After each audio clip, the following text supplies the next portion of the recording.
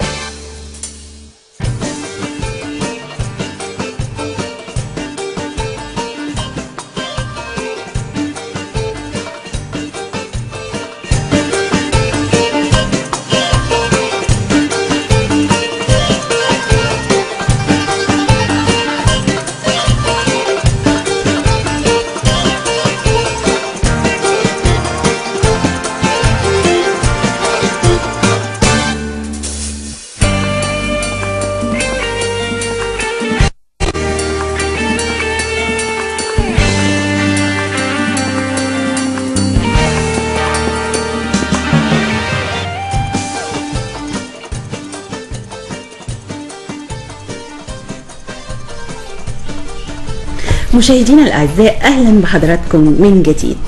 مفيش شك إن الأسبوع ده نقدر نقول عليه أسبوع تاريخي بمعنى الكلمة. أسبوع المصريين بيستقبلوا وبيرسموا طريقهم الجاي وبيحددوا مستقبلهم بالاستحقاق الدستوري في يوم 14 و15 يناير. احنا بندعو كل الشعب المصري انه ينزل علشان يدلي بصوته في الاستفتاء. ليه؟ علشان ده مستقبل مصر، علشان ايامنا اللي جايه، علشان مستقبل اولادنا، عشان الثوره قامت علشان العيش والحريه والعداله الاجتماعيه، والدستور ده هو اللي هيحقق كل مطالب الثوره. انزل، شارك، احشد، صوتك هيفرق، بلدك محتاجالك. من اجل مصرنا الحبيبه ندعو الشعب المصري للنزول للتصويت بنعم على الدستور. ليه بنقول نعم؟ لانه بحق افضل وثيقه اصدرت منذ عام 1919. انه دستور قضى على الدوله البوليسيه والفاشيه والاخوانيه.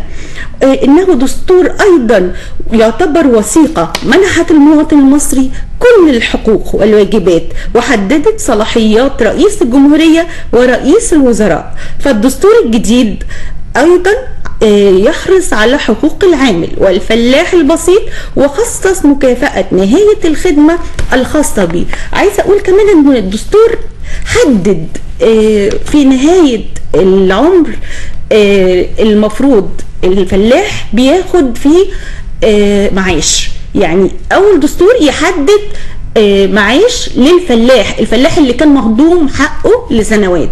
فبعد كده الفلاح هيتمتع ان شاء الله بمظله تامينيه، وهيتمتع ايضا بمعاش بعد ما يوصل لعمر 60 سنه، ربنا يديله الصحه والعافيه. دستور ألزم الحكومة بوضع ضمانات وحقوق لتفاصيل حياة المواطن من صحة ومسكن وعمل وحريات وضمانات اجتماعية متعددة. دستور يضمن لكل مواطن الحق في العيش على أرض هذا الوطن في أمن وأمان، وإن لكل مواطن حقا في يومه وغده. ودستور أيضا بيؤمن بالديمقراطية طريقا ومستقبلا واسلوب حياه، وبالتعدديه السياسيه والتداول السلمي للسلطه، ويؤكد على حق الشعب في صنع مستقبله، فهو وحده مصدر السلطات، الحريه والكرامه الانسانيه والعداله الاجتماعيه حق لكل مواطن. دستور يجسد حلم الاجيال بمجتمع مزدهر أيضا متلاحم، ودولة عادلة تحقق طموحات اليوم والغد للفرد والمجتمع. دستور يستكمل بناء دولة ديمقراطية حديثة حكومتها مدنية. دستور نغلق به الباب أمام أي فساد أو استبداد، ونعالج فيه جراح الماضي من زمن الفلاح الفصيح القديم وحتى ضحايا الإهمال وشهداء الثورة في زمننا، ويدفع الظلم عن شعبنا الذي عانى طويلا. دستور يحقق المساواة بيننا في الحقوق والواجبات دون أي تمييز. ويمكن سيادة الفريق أول عبد الفتاح السيسي النهاردة في كلمته اللي وجهها لكل جموع الشعب المصري طلب من جموع الشعب المصري زي ما طلب يوم 24 يوليو ان جموع الشعب المصري تعطيله تفويض لان يحارب الارهاب بالنزول يوم 26 يوليو. ده كان يوم تاريخي طبعا. ان شاء الله باذن الله النهارده طلب من كل المصريين والكل ام على ارض مصر انها تاخد ولادها، والست المصريه خصوصا لان المراه عليها عامل كبير جدا، انها تنزل وتستفتي وتقول رأيها في الدستور. وقال يا ريت كلنا نبهر العالم زي ما بهرناه قبل كده في ثورتنا السلمية يوم 30 يونيو. ان شاء الله نبهر العالم في الاستفتاء على الدستور. ليه؟ لان الشعب كله هيوري العالم كله وهيثبت للعالم كله ان اللي حصل ده ثورة مش اي حاجة تانية، لان اللي حصل في مصر كل العالم مستنية رد فعل الناس ونزولهم في الاستفتاء على الدستور، لان كل دول العالم، وعايزه اقول ان اشكر كل المصريين في كل دول العالم اللي ذهبوا للاستفتاء ولصناديق الاستفتاء وتكبدوا مشقه العناء والوصول للصناديق، لكن هم حاسين ان مصر جواهم. علشان كده دلوقتي بندعو كل المصريين للنزول يوم 14 يناير و15 يناير للاستفتاء على الدستور الجديد لمصر الجديدة ولمصلحتنا كلنا. ونشوف أجمل ما فينا، انزل وقول نعم علشان ابنك وابني، علشان نزرع ونبني. انزل وقول نعم علشان مصر اللي جاية بينا تكون قوية. انزل وقول نعم، مصر أمانة في ايدينا دايما خيرها. انزل وقول نعم، انزل وقول نعم.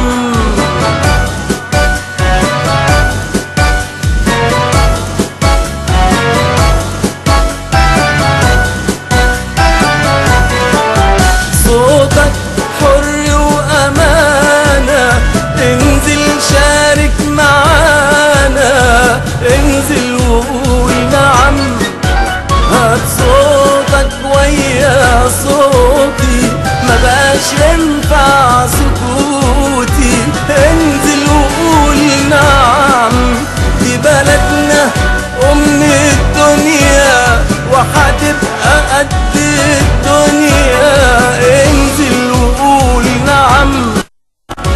علشان المصريين، علشان أمل ملايين. انزل وقول نعم، انزل وقول نعم، انزل وقول نعم.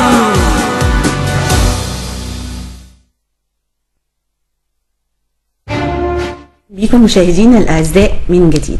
بأكد على الاستحقاق الدستوري لكل مصري ومصرية علشان يثبتوا إن مصر بتتقدم لقدام، إن مصر مش ممكن أبدا ترجع لورا، إن مصر بإذن الله هزمت كل المخططات اللي كانت قصده إنها تقسمها أو تحاربها أو تهدم الدولة فيها أو إنها تقضي عليها، زي ما هو حاصل كان في العراق أو في سوريا، وإن المصريين رافضين أي تدخل أجنبي في شؤونهم.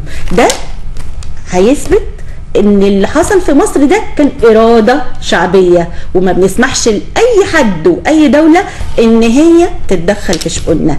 دلوقتي مشاهدينا الأعزاء هنتعرف على أحدث الأخبار من على أحدث المواقع الإلكترونية بعد هذا الفاصل.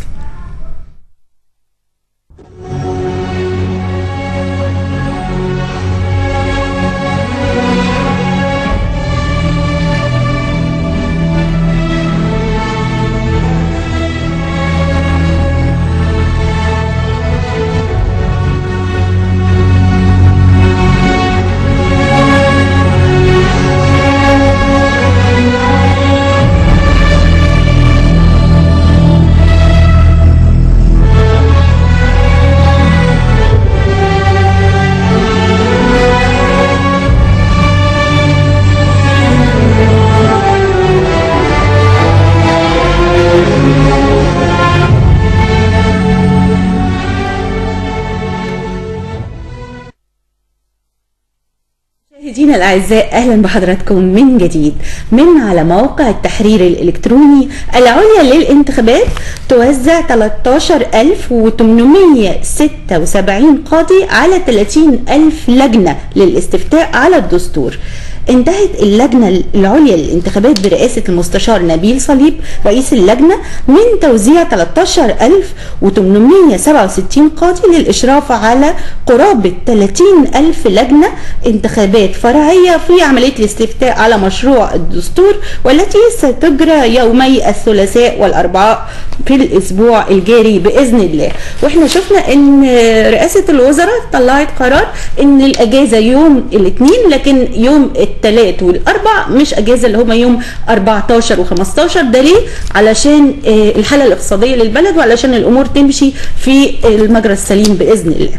هذا الخبر من موقع اليوم السابع الالكتروني 1 فبراير الحكم في الاستئناف الثاني على قرار حظر الاخوان.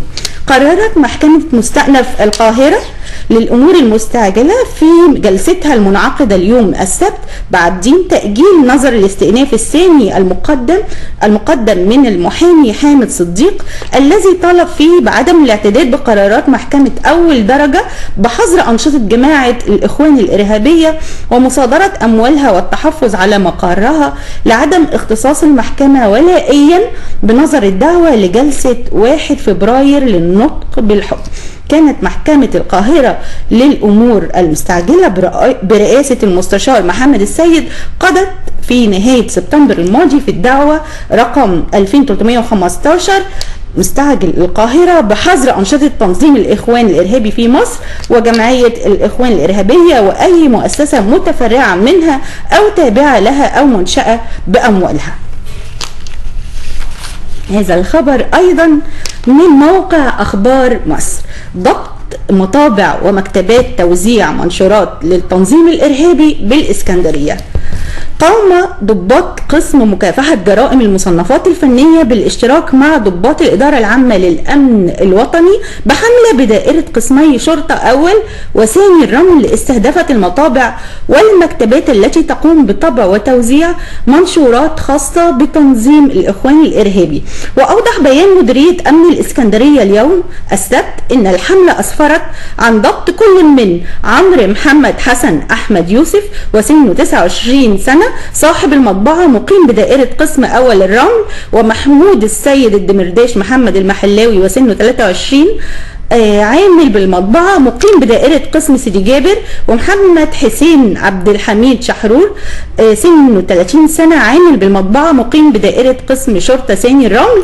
وضبط داخل المطبعة بداخلها عدد 2 جهاز حاسب آلي يحويان عدد من الملفات التي تتضمن العديد من الموضوعات والصور والمطبوعات الخاصة بتنظيم جماعة الإخوان الإرهابية، جميعها تدعم الرئيس المعزول وتدعو لمناهضة الجيش والشرطة والنظام الحالي. وتم التحفظ على جهازي الحاسب الآلي، وتحرر المحضر بجنح قسم ثاني الرمل وجاري العرض على النيابة. وفي دائرة قسم شرطة أول الرمل تم ضبط المدعو حسن جابر حسن فرغلي وسنه 49 سنة وصاحب مكتبة بدائرة القسم. وضبط بالمكتبة جهاز حاسب آلي يحوي عدد من الملفات التي تتضمن العديد من الموضوعات والصور والمطبوعات الخاصة. من موقع أخبار مصر، قومي المرأة يتوجه إلى الأحياء الفقيرة بالقاهرة للتعريف بالدستور. ونظم فرع المجلس القومي للمرأة محافظة القاهرة اليوم السبت مؤتمرا جماهيريا تحت عنوان نعم لدستور مصر المستقبل، بحضور سعاد الديب مقررة الفرع، والدكتورة أمنة نصير عضو المجلس، ومارجريت عازر عضو المجلس، وأعضاء فرع المجلس بمحافظة القاهرة. يتضمن أيضا المؤتمر التعريف بحقوق المرأة في الدستور. هذا الخبر من الموقع الإلكتروني لجريدة الوطن. وزير الري مشروع الدستور يستحق أن يحتشد المصريين من أجل التصويت عليه. صرح الدكتور محمد عبد المطلب وزير الموارد المائية والري مع اقتراب موعد التصويت على الدستور الجديد بأنه يدعو جميع المصريين للتوجه إلى صناديق الاقتراع للتصويت على الدستور للمشاركة في بناء مصر والسير نحو الاستقرار، مشيرا إلى أن الدعوة تأتي في صالح الوطن وممارسة الحقوق والمشروعات للمواطن المصري. وآخر خبر معانا من الموقع لجريدة التحرير، وصول علاء وجمال والعدلي لحضور إعادة محاكمتهم وتأخر مبارك لسوء الأحوال الجوية. أكد مصدر أمني وصول علاء وجمال مبارك ووزير الداخلية الأسبق حبيب العدلي إلى أكاديمية الشرطة بالقاهرة الجديدة لحضور جلسة محاكمتهم اليوم السبت، والمتهم فيها أيضا كل من الرئيس السابق محمد حسني مبارك ورجل الأعمال الهارب حسين سالم في قضية قتل المتظاهرين. وأضاف المصدر الأمني في تصريح صحفي أن الرئيس السابق مبارك لم يتم نقله حتى الآن من مستشفى القوات المسلحة بالمعادي بسبب سوء الأحوال الجوية، حيث أنه من المقرر نقله في كل جلسة بمروحية. يمكن سوء الأحوال الجوية أيضا خلى المعزول ما يوصلش المحكمة وتتأجل القضية، وده واضح أنه هو تم النهاردة. كل خبر شفناه وسمعناه النهارده كان من على المواقع الإلكترونية ومن البوابة الإلكترونية المواقع الإخبارية الجميلة اللي بتبرز لنا الأخبار المهمة اللي بتصدر لنا كل يوم. ايه رأيكم دلوقتي بعد كل الحاجات اللي شفناها والتوتر والقلق والأخبار اللي كل يوم والتاني بنسمع عنها واحنا فعلا محتاجين الاستراحة؟ ايه رأيكم ناخد استراحة؟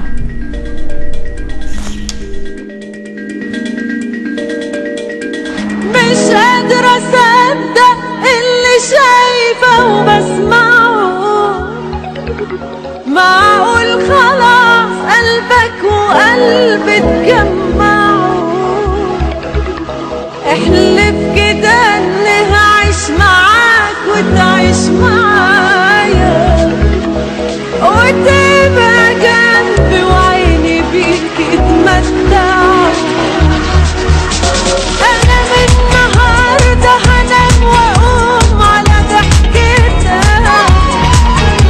واخدك بحضني وادوق معاك حنيتك.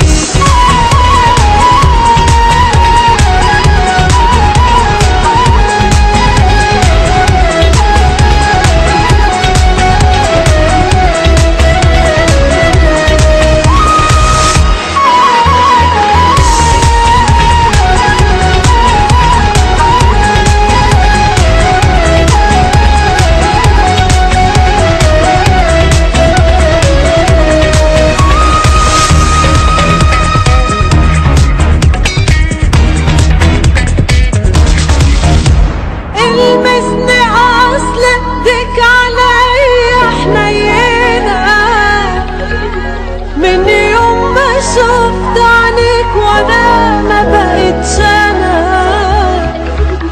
عارف انا بحلم بايه يا حبيبي تاني؟ يا رب اعيش جنبك كمان مليون سنة. كل الكلام الحلو ما يكفيش عيني، دول يظلموك لو يوصفوك ويقولوا فيك. ما بقتش عايزة منك انا غير حاجة واحدة، تدعي معايا يا رب اعيش ايامي فيك. انت احلى حاجة فيا، انت كل حاجة ليا. لما تبقى في ايديا بملك الدنيا فيك.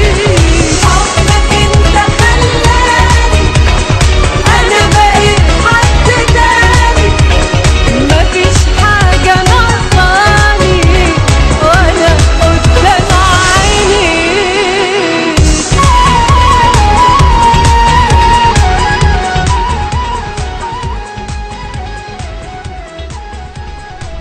ايه رأيكم في الاستراحة دي؟ استراحة محارب فعلا بعد كل التوتر والقلق والاشياء اللي بنشوفها في الشارع وكل الاخبار اللي بتطاردنا ممكن تكون بتوتر اعصابنا شوية، لكن قلنا نقدم لكم استراحة محارب علشان نريح اعصابنا شوية والشد العصبي ده يروح مننا. وبشكر الزميلة المخرجة سوزان عباس اللي قدمت لنا هذه الاغنية الجميلة وقدمتها لكل السادة المشاهدين. يمكن الاغنية كانت بتتكلم عن الحب. احنا فعلا محتاجين الحب ومحتاجين نبل الاخلاق، محتاجين الحب يرجع بينا من جديد. يمكن ان الايام اللي جايه باذن الله بنحتفل بمولد الرسول الكريم عليه افضل الصلاه والسلام. يا رب يعود علينا بالخير والصحة والعافية، احنا وكل الأمة الإسلامية وكل الشعوب العربية بإذن الله، وفي مصر يعود عليها بالأمن والخير والسلام. وإن شاء الله الاستحقاق الدستوري ما تنسوهوش يوم 14 و15 يناير. اللي مش هيقدر يروح يوم 14 يروح يوم 15.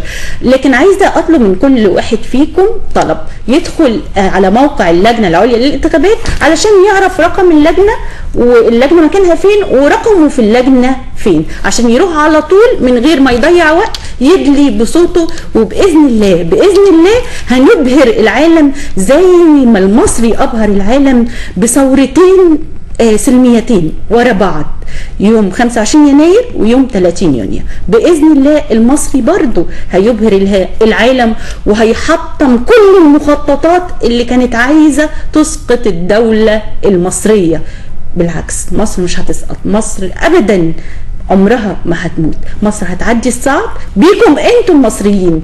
على فكرة الشعب المصري ده هو أعظم شعب في البشرية. أنا مش متحيزة لكن أنا بقول فعلا كده عن نتيجة شايفاها قدامي. شعوب كتيرة ما استحملتش واتقسمت، وشعوب كتيرة ما قدرتش انها تقف ضد العدوان وضد الظلم.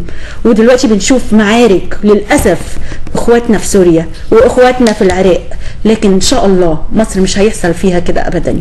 مصر بيكم هي اللي هتتقدم وهتهزم الصعب وهتتخطى كل مستحيل بالدستور الجديد وبمصر الجديدة بإذن الله. ايه رأيكم؟ انا عايزة اسألكم في حاجة. طول عمر المصري ابن بلد ودمه خفيف وابن نكتة كمان. المصري والكاريكاتير المصري، عايزه اقول ان ممكن بكاريكاتير بكلمه صغيره برسمه صغيره ممكن تتغير وزاره، ممكن كل واحد يراجع نفسه في حاجه معينه بخفه الدم المصريه. تيجوا مع بعض نشوف هذا الكاريكاتير ونرجع مره ثانيه استوديو الهوا. يلا بسرعه.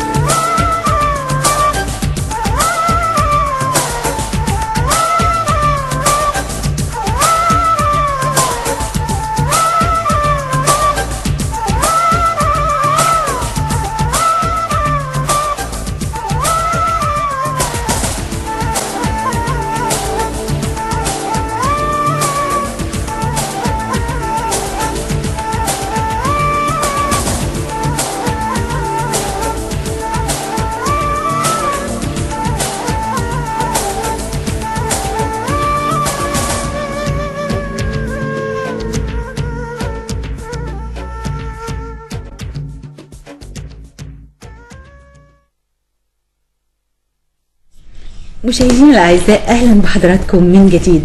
انا بشكر طبعا الزميل طارق مناع والفنان جمعه فرحات على هذه الفقره الجميله، وان شاء الله كل اسبوع هنقدم لكم خفه الدم المصريه الجميله زي ما تعودنا من الشعب المصري. فقرتنا اللي جايه مشاهدينا الاعزاء هنتعرف فيها على الواد بلية. مين الواد بلية؟ يمكن ده فيلم تسجيلي، هو مواطن مصري بسيط جدا، ممكن نشوفه ممكن ما نهتمش بيه، لكن الفن المصري وعدسة الكاميرا اهتمت بيه ليه؟ لان عدسة الكاميرا بتدور على اداء التفاصيل، وممكن الانسان البسيط ده يبقى في يوم من الايام نقدر نقول عالم او مفكر او صاحب مصنع كبير للسيارات. عايزه اقول ان الكاميرا ممكن انها تقدم اشياء كتيره جدا. الكلمه ممكن انها تاثر في الانسان، لكن الكاميرا والصوره، وخصوصا لو صوره صادقه وكاميرا صادقه، بألف كلمه. عايزه اقول ان الاستاذ فتحي بركات قدم لنا فيلم تسجيلي قصير بعنوان انا من البلد دي، وده من خلال نادي الكاميرا، عدسه نادي الكاميرا، ومن تصوير الفنان عماد رسلان الفنان المبدع. بعد شوية وهنشوف ايه رأيكم فيه، ولان برنامجنا بيقدم كل المواهب الجميلة. لو انتم عندكم نفس الموهبة عن طريق نادي الكاميرا ممكن تبعتوا لنا كل ابداعاتكم، وان شاء الله هنعرضها لكم، وبالتوفيق دايما ليكم بإذن الله.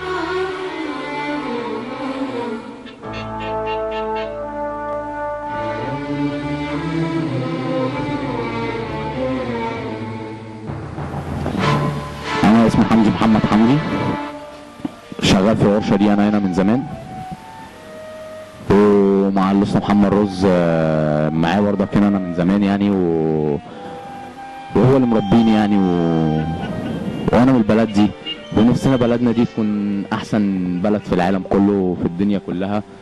اسكندريه جميله وبحر اسكندريه وهوا اسكندريه وبالذات في الشتاء بيبقى اجمل واجمل. انا ببدا يومي من الساعه 10 الصبح لحد الساعه 10 بالليل، او يعني على حسب الشغل بتاعنا. بنصحى الصبح عندنا شغل بايت بنعملوه، وما عندناش شغل بايت بنجيبه شغل بايت، بيجي لنا شغل تاني.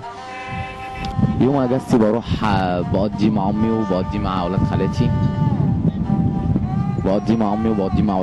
وبقضي مع كل الناس اللي بحبهم. يوم اجازتي بقضيه، يوم اجازتي بروح بكوس وبقعد هناك وبطلع على البحر وبتمشى يعني يوم اجازه بقى، وبنعيشوا حياتنا يوم الاجازه بتاعتنا والحمد لله يعني، وعايشين الحمد لله. لكن المهم برضك ايه يعني بلدنا تبقى احسن بلد، مش مهم اللي يمسكها، اي حد يمسكها، لكن اللي يمسكها يبقى يعرف ربنا ويراعي ربنا في الناس ديت، ويراعي ربنا في شعب مصر. ومصر احلى بلد في العالم، ومحدش هيبقى زيها، ومفيش بلد هتبقى زي مصر، عشان مصر دي كل حاجة. مصر دي اجمل بلد في العالم. نفسي كل شاب يتعلم صنعة. انا نفسي تبقى يعني الشباب اللي واقف على النواصي ديت وعلى الامم واقفين، نفسي كل واحد كده يتعلم صنعة. لكن انا الحمد لله انا عرفت مصلحتي فين، ومع الاستاذ محمد رز برضك معايا من زمان والحمد لله يعني راجل الحمد لله بيعرف ربنا وكويس الحمد لله.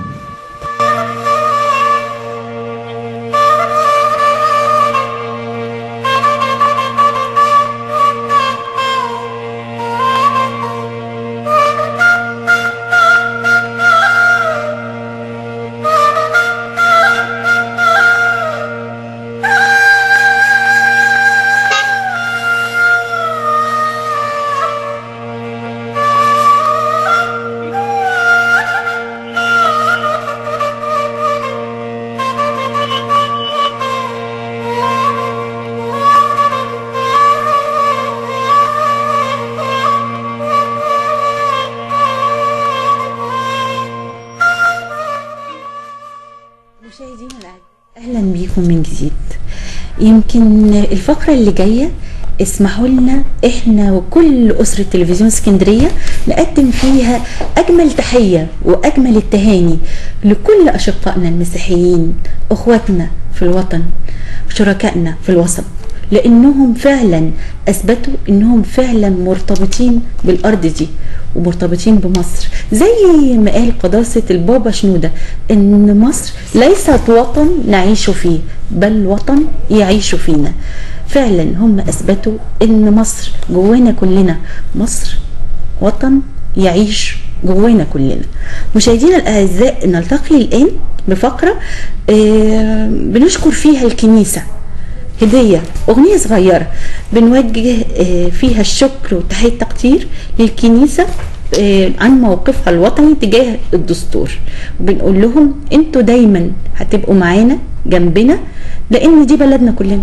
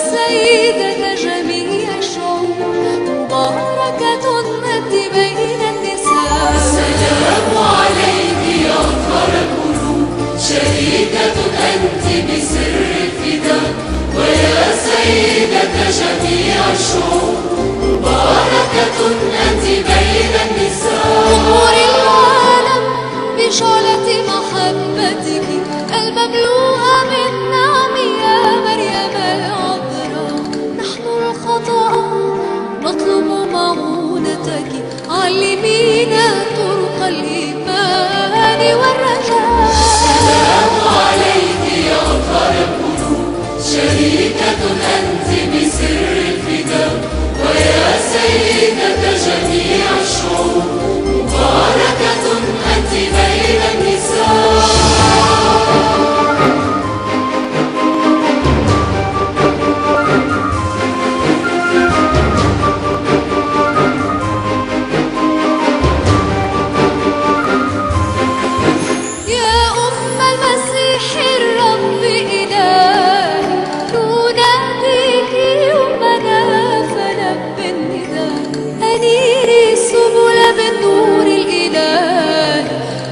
نستحق أن نرى يسوع في السماء. السلام عليك يا أطهر القلوب شريكة أنت بسر الفداء ويا سيدة جميع الشعوب مباركة أنت بين النساء. السلام عليك يا أطهر القلوب شريكة أنت بسر الفداء ويا سيدة جميع الشعوب مباركة أنت بين النساء.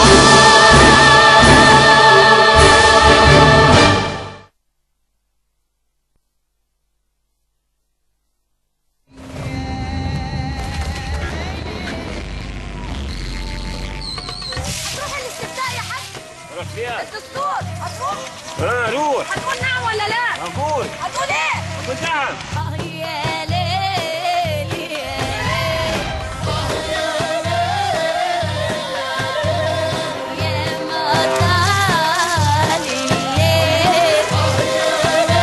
هتقولي نعم ولا لا؟ ايوه نعم، احنا عايزين مصر تتدخل على تبقى جميلة والجو يروق ونعيش في حياة مستقرة، يا رب يروق لنا العسر يا رب.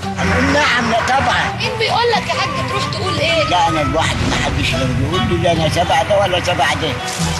احنا عشان الشبابات احنا رايحين، انما عشان الشبابات بقى ما حدش يزعل حد ولا حدش يعمل مظاهرات ويضرب التاني. ما شوفش انا بذاكر بس. هنقول نعم. احنا عايزين نعيش في امان.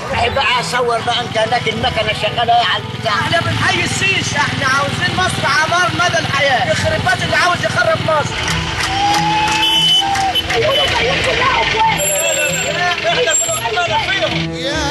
انا مع موسى. اللي يحب مرسي هو زي ما هو عايز، انا بحب السيسي. أنا أؤمن بالمساواة وبحب الناس لبعض واحترام الصغير للكبير واحترام الكبير للصغير وضمان كل إنسان حقوقه.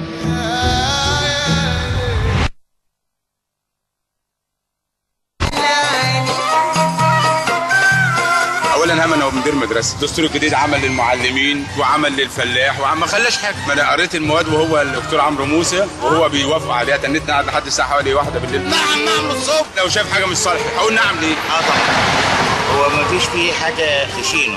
ده احسن دكتور العمل دي. هتقول نعم ولا لا في الدستور؟ هقول نعم. 247 ماده الناس كلها بالاجماع.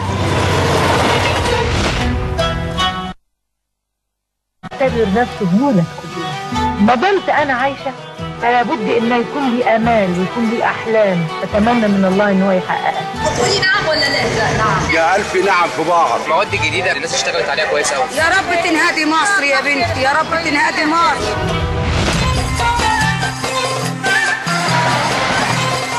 احنا بتوع 25 واحنا بتوع 30.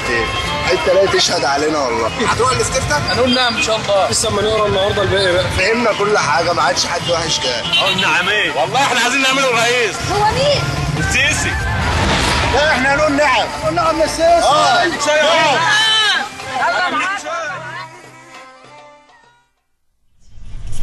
مشاهدينا الاعزاء، اهلا بحضراتكم من جديد. احنا فقرتنا اللي جايه عن الدستور، دستور مصر الجديده. احنا بنسال يا ترى ليه عايزين كلنا نقول نعم على الدستور الجديد، وده الجواب اللي هترد لنا عليه ضيفتنا اللي مشرفانا في استوديو الهوا الدكتوره مياده عبد القادر، استاذ القانون الدستوري بكليه الحقوق جامعه الاسكندريه. اهلا بحضرتك. اهلا بيكي. مشرفانا يا فندم ومنورانا. اهلا وسهلا. اهلا بيكي. في البدايه ليه كلنا عايزين نقول نعم على الدستور؟ ايه اللي بيميز الدستور ده عن الدساتير السابقه؟ والله هو الدستور ده فيه مميزات كتيرة جدا عن الدساتير اللي قبل كده، من دستور 71 والدستور 2012. الدستور ده ميزته الأساسية إن هو وضع فعلا آليات والتزامات حقيقية على الدولة بتكفل حقوق وحريات فئات كتيرة جدا في المجتمع. يمكن لأول مرة يتم النص عليها في الدستور. يمكن اعتدنا قبل كده في الدساتير السابقة ان احنا نقول مثلا ان الدولة بتكفل حقوق العمال، تكفل حقوق الفلاح، ولكن ما كانش فيه آليات واضحة فعلا بتلقي بالتزامات حقيقية على عاتق الدولة، سواء كانت ممثلة في مجلس النواب القادم او في رئيس الجمهورية والحكومة. لكن بصراحة في الدستور ده وجدنا ان فعلا هو وضع ضوابط وآليات قوية فعلا تكفل حقوق فئات كتيرة في المجتمع.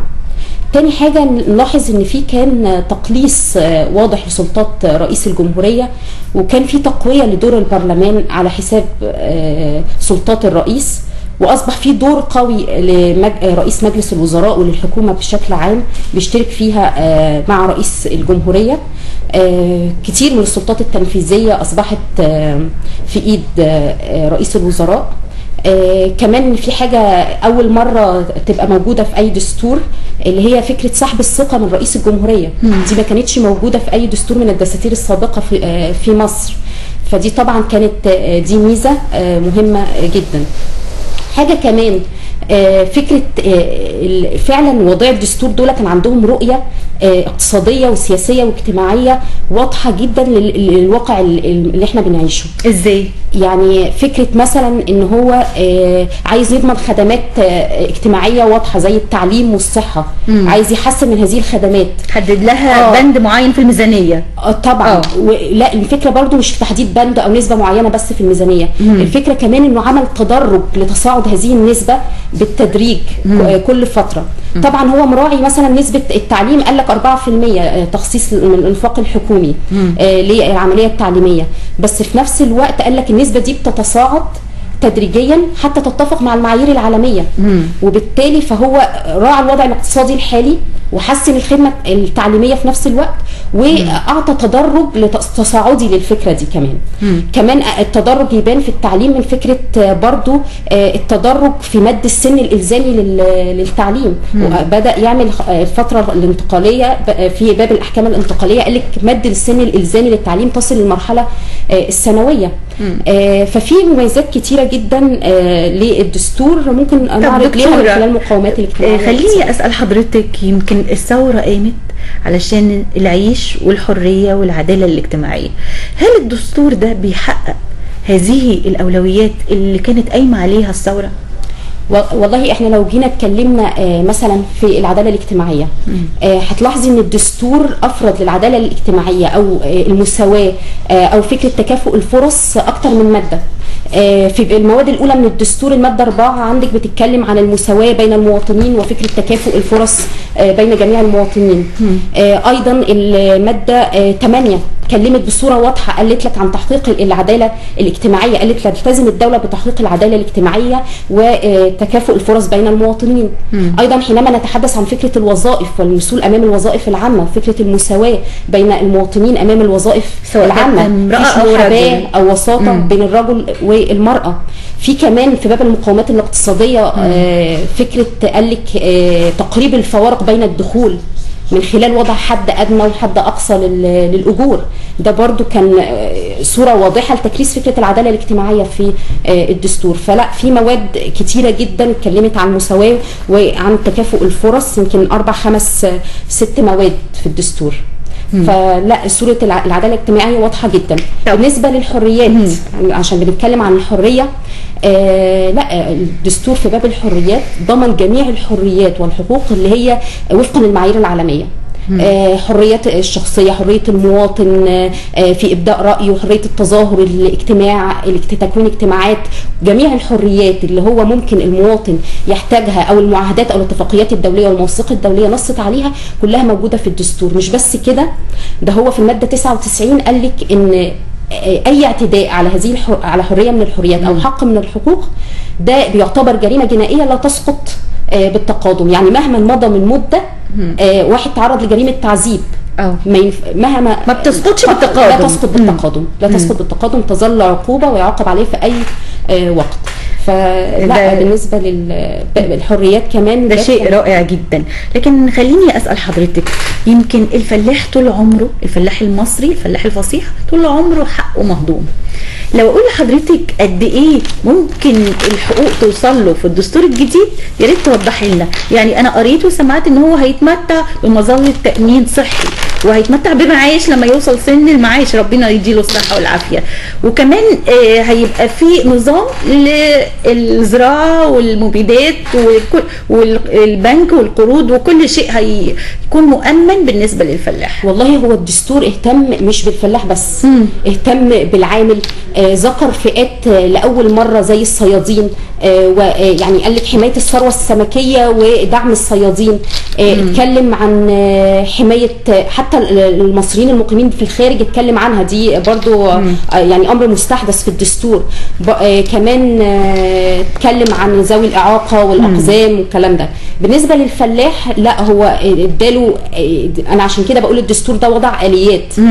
فلما تيجي للفلاح قال لك ماشي يعمل، طبعا الدوله لازم تلتزم بتنميه الريف، دي حاجه. قال لك الفلاح لازم انا كدوله بلتزم بتوفير جميع المستلزمات الانتاج الزراعي والحيواني ليه. مش بس كده، انا بشتري منه المحاصيل بتاعته. أيوة. اشتري منه المحاصيل بتاعته بما يسمح له بتحقيق هامش ربح يعني بدل ما كانت المحاصيل بتترك للمياه الشتاء. دلوقتي كدوله بقى عليا التزام ان انا اشتري المحاصيل دي من الفلاح. في حاجه كمان مهمه بالنسبه للفلاح، قال لك تخصص له نسبه من الاراضي المستصلحه للفلاح. يعني الدوله تديله نسب من الاراضي اللي بيتم استصلاحها لصغار الفلاحين. كمان قال لك تمثيل الفلاحين بنسبه لا تقل عن 80% في اللي هي الجمعيات التعاونيه والزراعيه. فده امر يعني ان الفلاح بيملك قراره، دي حاجه طبعا من الاضافات الجديده في الدستور الحالي او مشروع الدستور يعني. اكيد. طب انا عايزه برضو اوضح للناس اهم النقاط اللي بتجعل هذا الدستور دستور يعني فعلا هو دستور مصر الجديده بحق، اللي هو يعني كل متطلبات الناس والثوره وكل المصريين هيلاقوها في الدستور ده. يعني مثلا بيلزم الدوله بالعيشه الكريمه لكل الناس وخصوصا الشباب، وبيلزمهم بالاهتمام بالشباب. ومش بس كده، بان هو بيتيح لهم ممكن فرص العمل والمساواه في فرص العمل، وبيتيح لهم ايضا المسكن الملائم باذن الله. والله هو مميزات الدستور ده كمان، يعني لو جينا مثلا لوضع المرأة في الدستور، لا المرأة في الدستور ده لها وضع مميز، ويعني فعلا يعني في تقدم ملحوظ في وضع المرأة في مشروع الدستور. في مادة 11 دي مادة طويلة تحدثت عن وضع المرأة، مساواتها مع الرجل في كافة الميادين السياسية والاقتصادية والاجتماعية. برضو مساواتها مع الرجل في الوظائف العامة، وخاصة تولي الوظائف في الهيئات القضائية، ودي أول مرة ينص عليها في الدستور.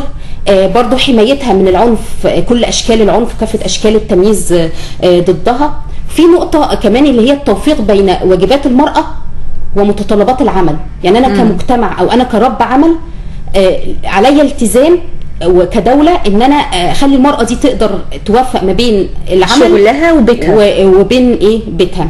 في حاجة كمان تمثيلها في المجالس، يعني لما يبقى تمثيل المجالس المحلية بنسبة الربع للمرأة، ده أمر ممتاز جدا. وأول مجلس نواب كمان هينتخب هيبقى فيه تمثيل ملائم للمرأة. طب خليني أكلمك عن المادة 8 من الدستور اللي بتنص على أن يقوم المجتمع على التضامن الاجتماعي، وتلتزم الدولة بتحقيق العدالة الاجتماعية. حلوة جدا تلتزم الدولة، يعني فعلا الدستور بيلزم الدولة بحاجات كتيرة جدا. عاوزين نوضح للمواطنين كيفية تحقيق العدالة الاجتماعية خلال الدستور الجديد.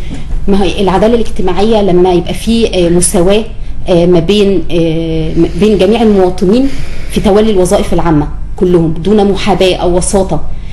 ده بيحقق نوع من العداله الاجتماعيه. لما يبقى اقول انا عايز في يعني تقريب للفوارق بين الدخول، يبقى ما يبقاش في عندي مسافه كبيره او فجوه كبيره بين دخول الموظفين الموجودين في الدوله، ده برضو بيحقق نوع من العداله الاجتماعيه.